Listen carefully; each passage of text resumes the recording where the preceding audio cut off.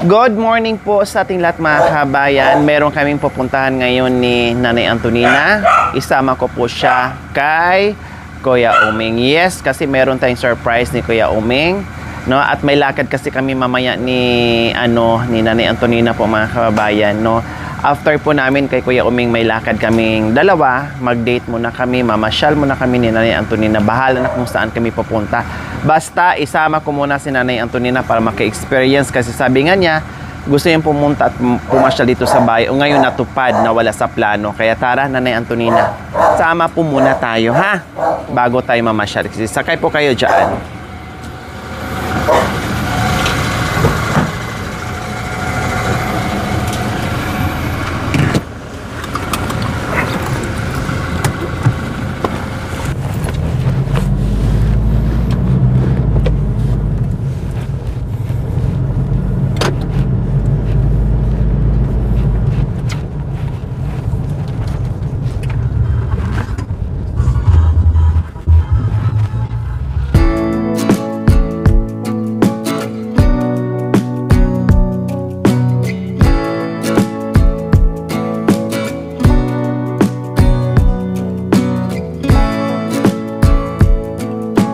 So ayan po kung saan yung bahay ni Kuya Uming, no? Kami ay pupunta diyan mga kabayan.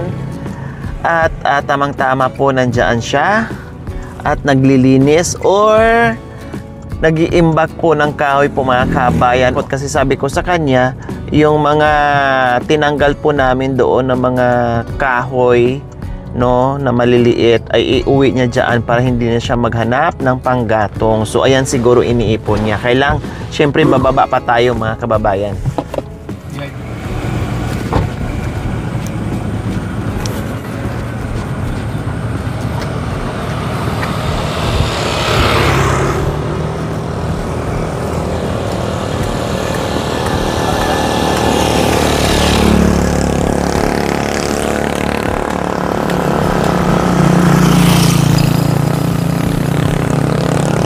Good morning! Ito yung bahay ni Kuya Uming. Nanay Antonina. Opo. So ito yung bahay niya. Kuya Uming! May bisita tayo! Good morning! Si Nanay Antonina. O, si Kuya Uming. So ito po, Nanay Antonina, yung bahay na lilipatan mo. Dito na kayo titira.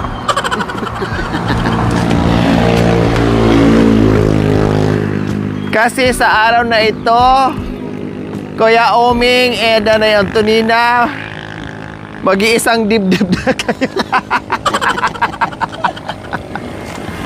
Kuya Uming, may magiging asawa na kayo. Meron na kayong taga-saing. Masipag yan, Nanay Antonina. Tinan nyo po, oh, ito yung mga kahoy na yan na gagawin niyang panggatong. Yan yung binaklas namin, pinagtatanggal namin na dating bahay po niya. Nabuo ang bahay niya ng ilang taon dahil lang sa mga pulot-pulot or sa mga putol-putol na kahoy. Yan ang bahay po niya dati. Opo, iniipon po niya, tinatambak po niya dyan para mayroon siyang panggatong. Okay, tara, Kuya Uming, halip po kayo muna.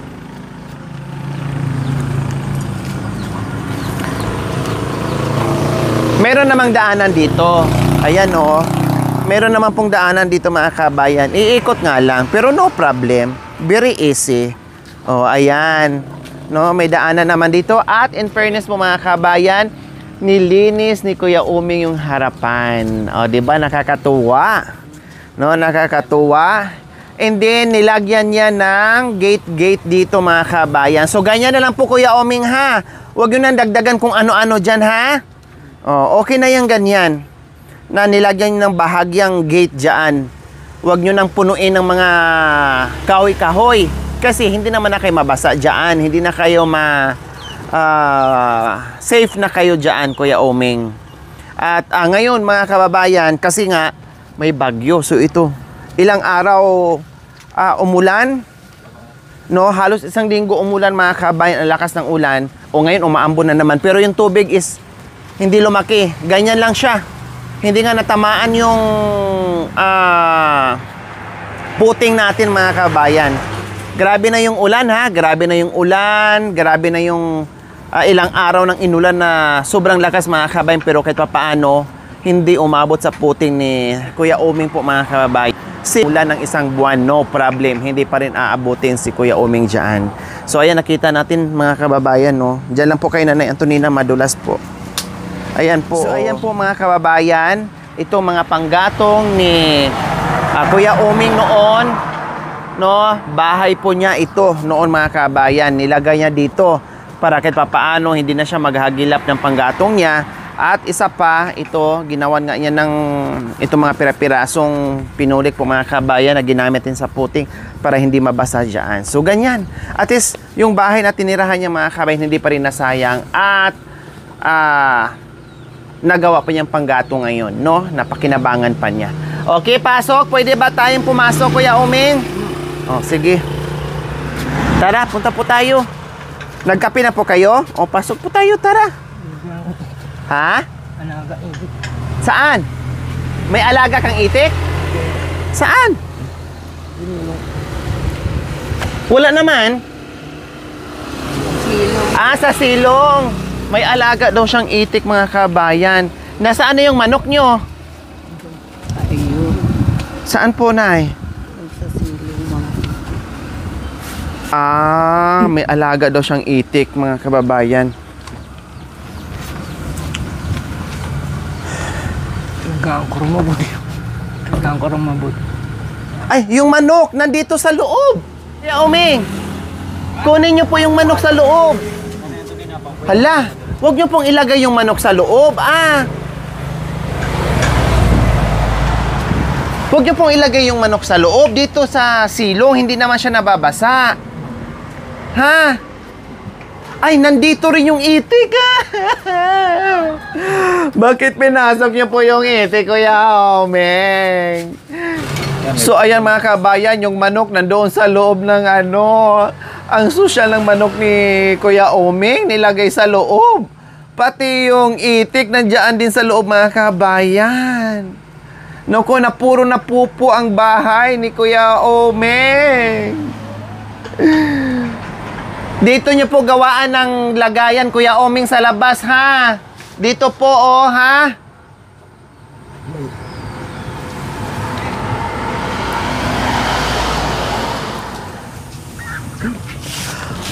Huwag nyo pong ilagay dyan, ha? Ha? Huwag nyo pong ilagay dyan. Kasi hindi po yan para sa manok. Gawaan nyo po ng lungan dyan sa likod ng bahay nyo, ha? Ang dami ng tae.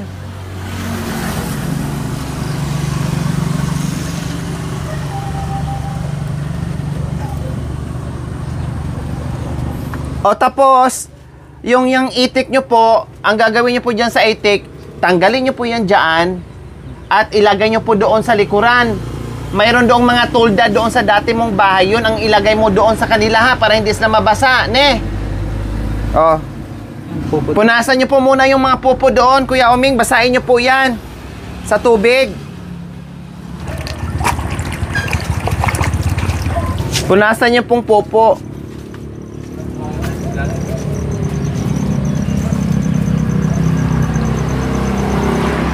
Ayun po, Kuya Oming, doon po.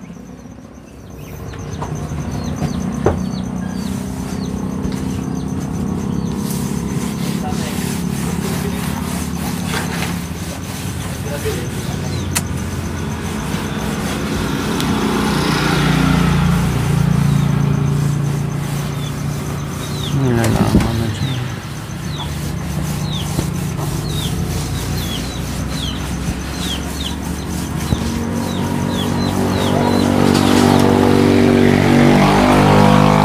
Nalinis ko muna ni Kuya Oming kasi napuno ng pupo ng mga manok niya. Pati yung mga gamit dito yung mga kababayan na sabi ko iwanan na niya kasi bibila nga po siya ng bago. Pero ganun pa man, nandito pa rin yung foam niya. Yan yung itinabi ko na sabi ko na wag niya niyang iuwi dito kasi bibili kami ng bago mga kabayan. Pero kasi basang-basa yung mga kabayan, iwan ko lang kung tuyo o basa pa din. Siyempre, malamang basa pa din yan kasi nga wala namang hindi pa umaraw, puro ulan. No? At pagdating nga natin dito mga kabayan, ay pinalinis muna natin at pinatanggal kaya maraming langaw at nangangamoy pupo ng manok. Siyempre, ay hindi pwede ang manok dito sa loob.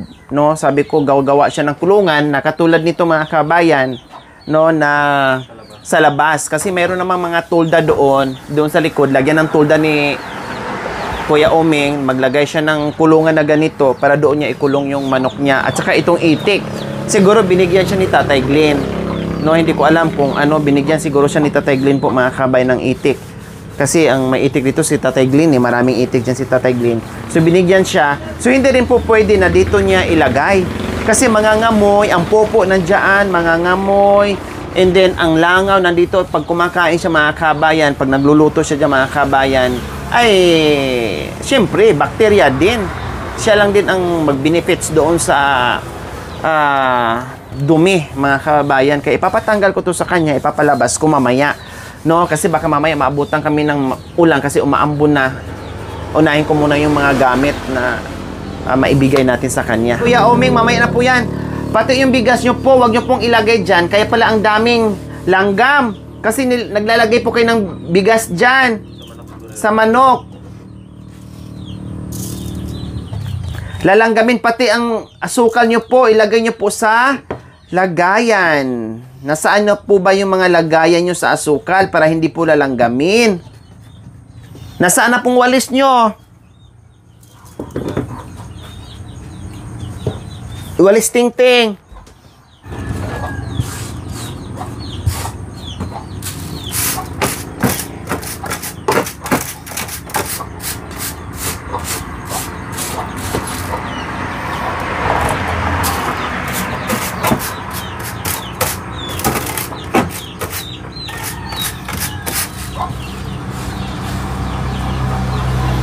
Tapos tanggalin nyo po yan. Ano po yan?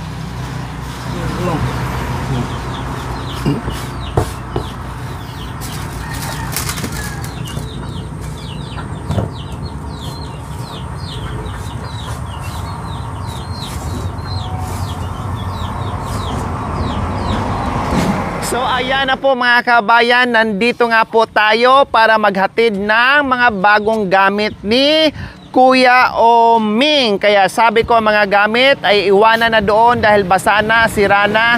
Pero ang iba inuwi pa rin niya mga kabayan. Siguro nangihinayang siya, okay lang. No, tatanggalin na lang po natin ulit yan mga kabayan. No, at ito na nga po mga kabayan ang mga bagong gamit ni Kuya Oming. Kaya tara, kasi umaambon na. Baka maabutan pa tayo ng ulan at mabasa yung ating mga kagamitan. Okay, tara, pasok natin.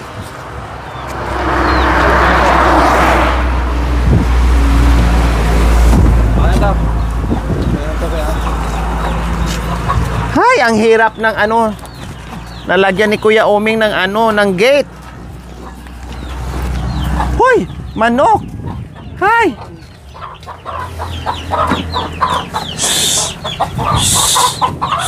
Pakidawat lang ka.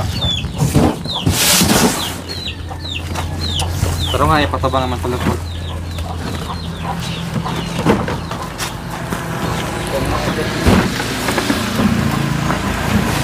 Yomi! Masugod sa loob po.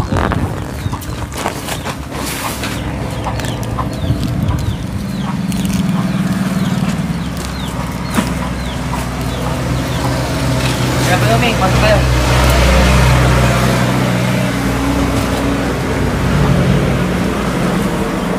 Dito po kayo. So ayan po mga kababayan, yung mga gamit na, yun nga sinabi ko kanina na iwanan doon, nandoon pa rin yung panghihinayang niya. Pero hindi kasi pwede mga kababayan na kung ano yung gamit doon na iniwan na iaakyat dito dahil mag-cause ng dumi at magkasakit siya syempre. No? Dahil pinaiwan ko na doon para malinis yung loob ng bahay. No? Kaya sabi ko iwanan na lang pero naiwi pala ni Kuya Oming yung ibang gamit niya. So, di bali, sa pagbalik ko na lang, unti-untiin ko na naman to palinis yung loob ng bahay. At lalo na yung manok mga kabayan, bawal talaga dito sa loob kasi masisira yung yung pinulik. Langaw amoy. No? And then ang daming langa mga kabayan dahil sa pagkain ng manok at mga pupo. Kaya ang langaw, welcome to the bahay ni Kuya Uming. So ito, request ng ating mapagmahal and very generous sponsor. Walang iba. Pioneer sponsor na rin po natin mga kabayan. Matagal ng sponsor natin. Walang sawang pagmamahal sa mga kababayan. At isa ngayon si Kuya Uming magbigyan dahil po sa kanyang pagmamahal from Bixstralia po. Siya po ang nagbigay dito, Kuya Uming. Nagpadala po sa atin ng more or less 7,000, no? And then, ang sabi niya, ibili ko lang ng foam, Durabox, no? At unan at punda. Pero hindi lang yung binili ko mga kabayan. Binili ko pa siya ng iba pang gamit. Pati mga damit mga kabayan, binili ko pa siya. No? Dahil sabi ko, may sobra naman po mga kabayan. Kung ano pang kailangan ni Kuya Uming ay ibili ko na. So, siguro naka more or less 6,000 tayo, no? Sa pinamili po natin dito kay Kuya Uming. Kasi, kahit hindi yung naka-specific, basta may sobra mga kabayan kung ano pang kailangan, so mag-additional tayo o magdagdag tayo. Okay, so ayan, Kuya Uming, meron na kayong Durabox. Bumili na rin ako ng bago mong kulambo kasi ang kulambo mo doon ay napakarumi na, tapos basa, marupok, kaya pinaiwan ko na sa inyo. At syempre may una na din at tuwalya, kumot. Bumili na rin ako ng ilaw. Bumili na rin ako ng efficacent. Ayan. Panghaplas-haplas. Pag masakit ang mga kasukasuhan. Nagdagdag ako ng brief mo. No? At mga damit, shorts. Marami yan. Assorted na yung mga kabayan. Oh. So, binili ko na rin siya. Then, bukod pa dyan, no, itong foam. Request din yan ng ating sponsor mga kabayan. Itong foam. Kasi nga, yung foam niya is, yung inakyat na dito, pinaiwan ko na yan. Pero, dinala nga po niya dito. And, ano ba to? At, lagayan ng pinggan po mga kabayan. Kasi, kapiranggot lang naman ang mga pinggan ni Kuya Uming. So, bumili lang din ako ng maliit. So, ayan po ang bagong gamit o kagamitan ni Kuya Uming. Maraming salamat po muli. From Bixstralia po mga kabayan dahil kahit papaano ay napalitan natin yung mga lumang gamit ni Kuya Uming at magiging komportable. So itong gagamitin nyo po ha. Huwag nyo na pong gamitin yung luma ha. Oh, katulad nito, alisin nyo po yung mga baldi. Kasi ang mga baldi is magagamit mo yan pag naghahakot ng tubig. Huwag nyo pong tambakan ng mga damit-damit. No? And then, labahan nyo po muna bago nyo iakit dito. Kasi mga basa po yung mga kabayan. Halos walang natira si Kuya Uming. Basa po talaga lahat ng gamit niya. Kaya sabi ko, ay palitan yung mga gamit ni Kuya Uming. Kasi basa nga po. Iba ang amoy niya. No, iba ang amoy niya mga kabayan. Pati yung foam inakyat niya dito, basa. Paghigaan niya, siyempre yung likod niya. O kung magkakasakit siya mga kabayan. Diba? So, bumili tayo ng bagong foam. Hindi na ako bumili ng malaki, yung single lang kasi isa lang naman mag-isa para hindi rin takaw space dito sa loob ng bahay niya. Kasi siyempre, no, maliit lang yung bahay kubo ni Kuya Uming at may mga gamit pa. Kaya bumili ako ng single bed lang, no, foam para hindi kakain ng malaking space at may matitira pang space para sa mga gamit. O katulad dito, nadagdagan, no? May Durabox. At nagdagdag din ako ng 2 upuan. Kasi nga, ito binigay natin, buhay pa. No? Buhay pa mga kabayan yung binigay natin. Nasira nga lang po yung upuan. Kasi nga, hindi lapat doon yung paglalagyan. Dahil putik or nababasa din palagi sa ulan. Plus yung mga bato-batong maliliit. Kaya nasira yung paa. Kaya bumili din ako. So, ayan po mga kabayan. No, isend ko rin po yung resibo mamaya sa sponsors natin. No, kung ano pang ibang binili natin mga kabayan. Baka mayroon ko nakalimutan. So, at least, ay nadagdagan natin bukod doon sa naka-specific na bibilhin para dito kay Kuya Uming. O, Kuya Uming, Ito, bago din po ito ha. Marami namang kumot siya. Kailang yung iba, dinispose ko na. Tapos ito, yung isa, mayroon siyang isang tuyo. Yun ang pinadala ko. Kasi nangungutim na. Alam mo yun, nangungutim na. Tapos, feeling ko sobrang rupok na mga kabayan dahil sa ilang taon na siguro tuwing ulan nababasa tapos hindi pa nalalabhan, nandoon lang nakatambak, hindi na, okay lang sana luma or nabasa ng ulan, basta labhan lang. Pero syempre nakatambak nga po ng ilang taon dyan o ilang buwan dyan, no, mula nung nabasa hanggat hindi nagalaw, nandyan lang. Minsan meron pang mga ano na, may mga insekto na, alam mo yung baboy-baboy, yung parang gumagapang na mga ano, parang langgam. Basta ang tawag sa amin, baboy-baboy. Yung iba nilalanggam na, tinitirahan na. Kaya hindi na pwede dito kasi siyempre ay magkakasakit din si Kuya Oming. Nanay Antonina, halip po kayo. Ako dito. Opo po kayo dito. Sino kasama niyo po sa bahay niyo po ngayon, Nanay Antonina? Pero sa Makatuwid, sa Makatuwid, mag-isa lang po kayo sa bahay niyo. Kayo po, Kuya Oming, sino kasama niyo po dito? Mag-isa lang din po kayo. So, anong gagawin natin, Nanay Antonina? Hindi ko alam. Kasi mag-isa lang si Kuya Oming sa buhay. Kayo mag-isa lang din po sa buhay.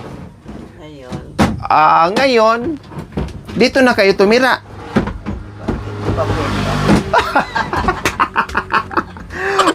Bakit hindi pa po pwede? Hindi pa pwede, hindi pa nakahanda. Hindi pa nakahanda ang kasalan. Kayo, Kuya Oming, ready na po kayo? Mag-asawa? Ha? Ready na? Ha? Ready? No. Ha? Pwede na mag-asawa? Kasi may bahay na eh. Pwede na. Ha? Okay? Okay daw, sabi niya na ni Antonina. Ay, di hanapan mo, madam. Ito na nga po, naghahanap nga ako. Kaya nga po, pumunta kayo dito, pinasundo ko kasi kayo na nga po yung nahanap ko kasi alam ko, masipag kayo. Alam ko, maasikaso kayo sa bahay. Yun ang gusto ko na makasama ni Kuya Oming. Pero hindi pa ngayon.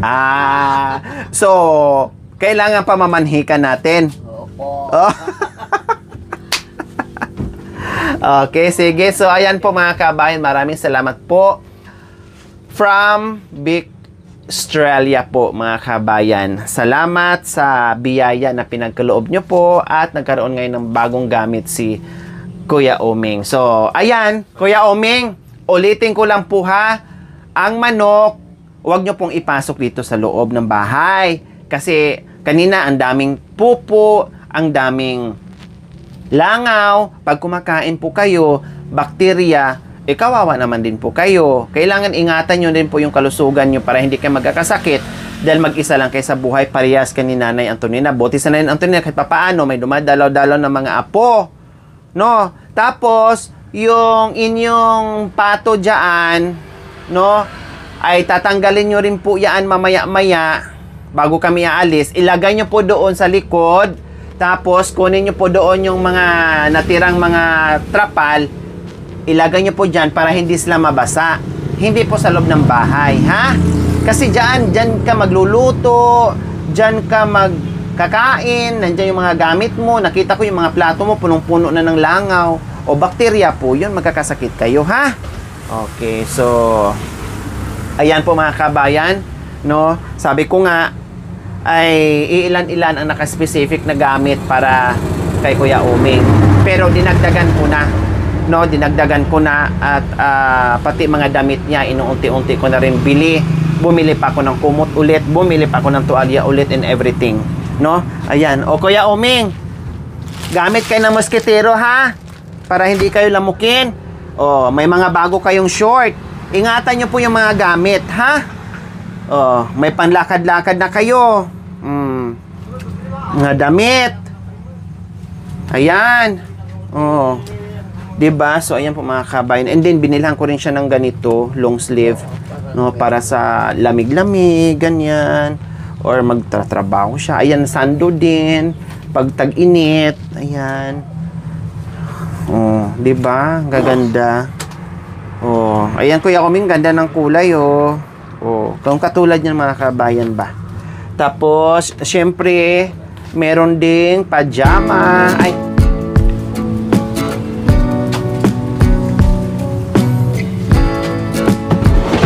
Then dito yung mga damit.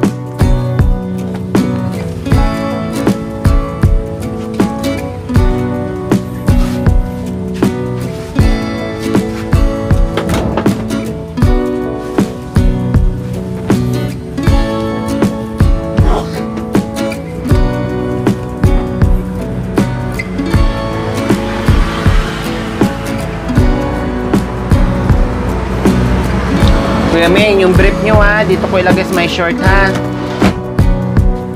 Oh.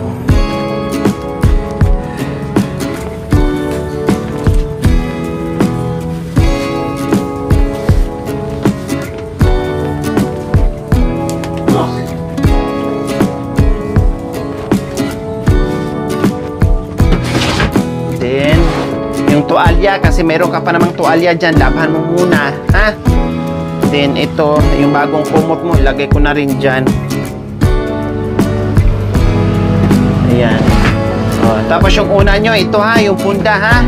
And then, ito yung musketero, gamitin nyo kapag natutulog kayo.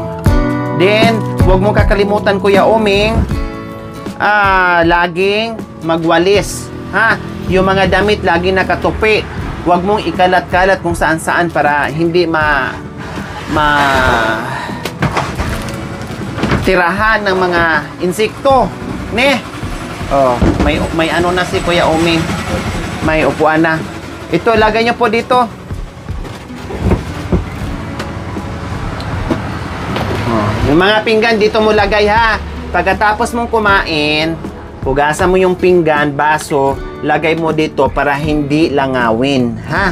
Huwag mong hayaan na nakabuyang yang dyan, langawin. Magkakasakit kayo kasi nagdadala ng bakterya yung langaw, ha?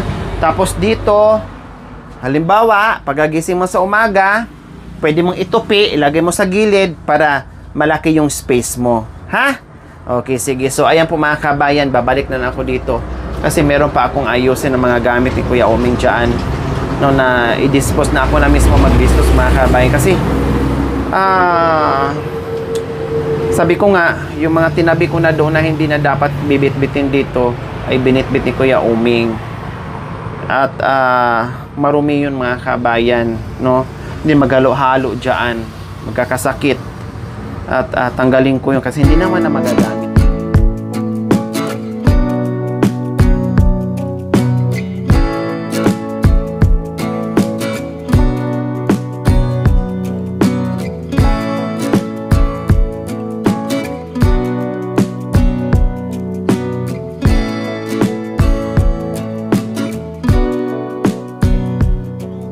Sa kamay mo, daliri.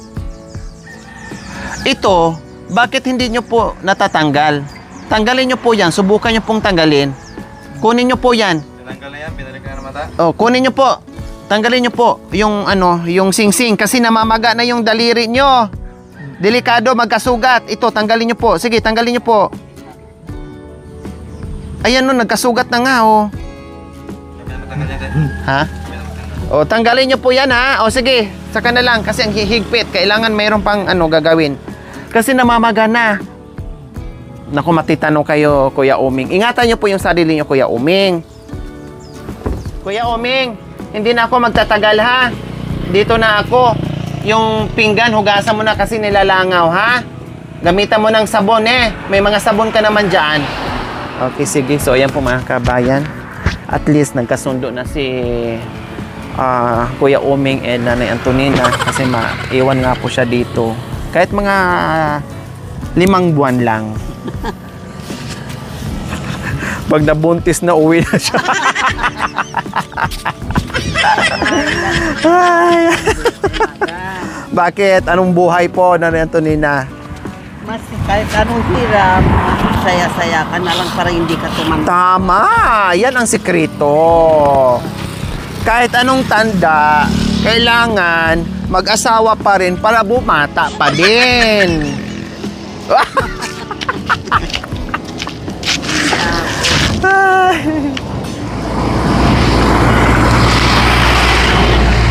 Habang nangupa, Opo. habang nabubuhay ka, samantala mo magsaya. Opo. Habang nabubuhay, samantalahin magsaya. Ayan ang katwiran nyo.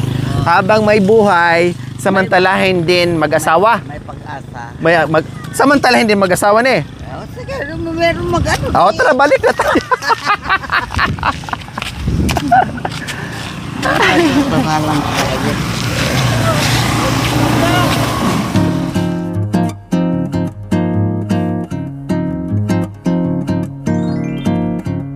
Thank you for watching. Don't forget to like, share, and subscribe.